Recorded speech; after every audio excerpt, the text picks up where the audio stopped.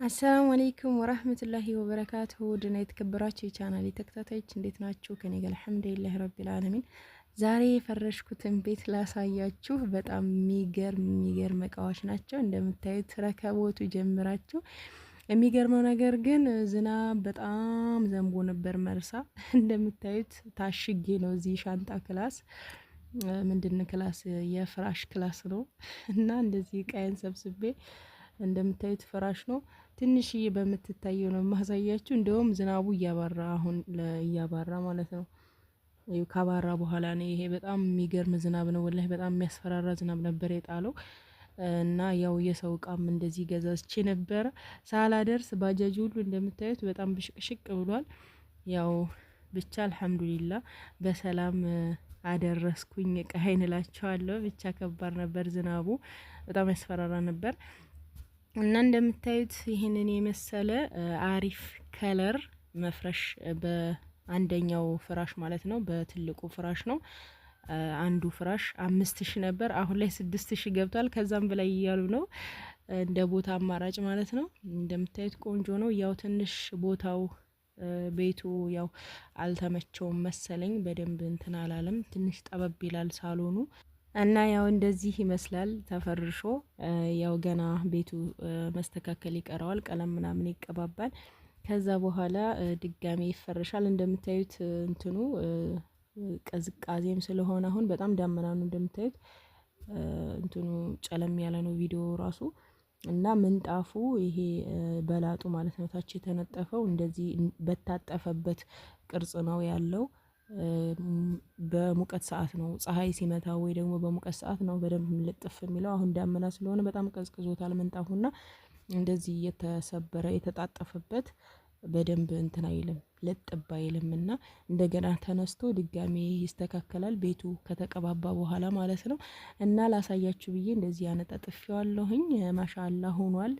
ብቻ ከለሩ በጣም አሪፍ ነው የመፍረሹ። ይሄንን ይመስላል። ረከቦቱ ደግሞ በጣም ቆንጆ የሆነ ረከቦት ነው። ዋጋውን አልነገርኳችሁም። 4500 ብር ነው ዋጋው። ስኒዎቹ ደግሞ 12 ፍሬ ናቸው። በጣም ቆንጆ ስኒ ናቸው። 12 ፍሬ ደርዘኑ ማለት ነው 2000 ብር ነው የገዛኋቸው ስኒዎቹን። እና ያው ሊጨመር ይችላል፣ አሁን በምነግራችሁ ዋጋ ላይ ሆን ይችላል። በጣም በአስተያየት ተከራክሬ ነው በነገራችን ላይ የገዛሁት። ባዛር ምናምን ነበረ መርሳ ላይ የእቃ ባዛር አለ፣ እዛ ላይ ነው ትንሽ እቃ ይቀንሳል። ያው ብዙ ላይ ቆዩ ይችላሉ እንጂ። እና ያሳያችኋለሁኝ ቪዲዮም የቀረጽኩታለኝ ወደ መጨረሻ አካባቢ ላይ። እና የእህታችን እቃ ይሄ ነበረ። መጋረጃ አንድ ለትልቁ ለበሩ ለመስተዋቱ እዚህ ጋር ገዝቼላታለሁኝ። እዚህ ጋር ደግሞ 2 የመስኮት እንትን ናቸው መጋረጃ ናቸው እና እነዚህን ገዝቻለሁኝ። ከዛ ለአባቷ ደግሞ ሰርፕራይዝ ጀለብያ ገዝቻለሁኝ። ጀለብያ 4000 ብር ነው።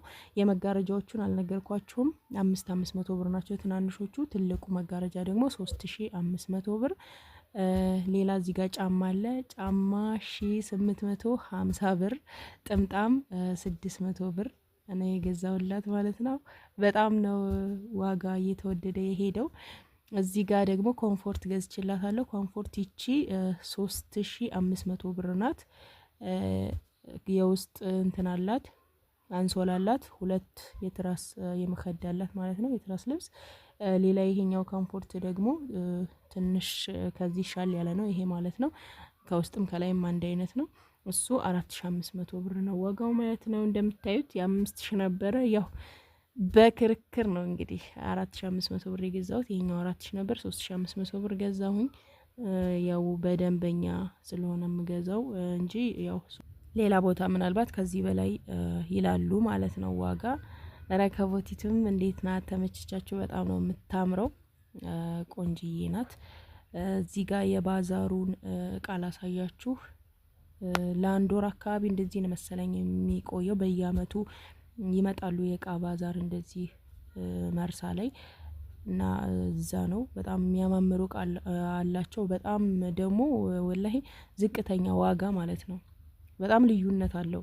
በባለፈው ይሄንን ብረት ድስት ጊድረገቅጥ ብዬ አሳይቻችሁ ነበረ እዛ ደሴ ላይ ማለት ነው።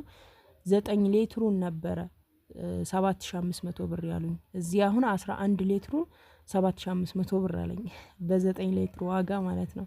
እና በጣም ልዩነት አለው ወላሂ። እና ኢንሻአላህ እኔም እገዛለሁኝ ብያለሁኝ። እስኪ ደግሞ ተከራከሪ ስንት እንደምገዛው የምነግራችሁ ይሆናል ማለት ነው። ብቻ የሚያማምሩ እቃዎች አሉ።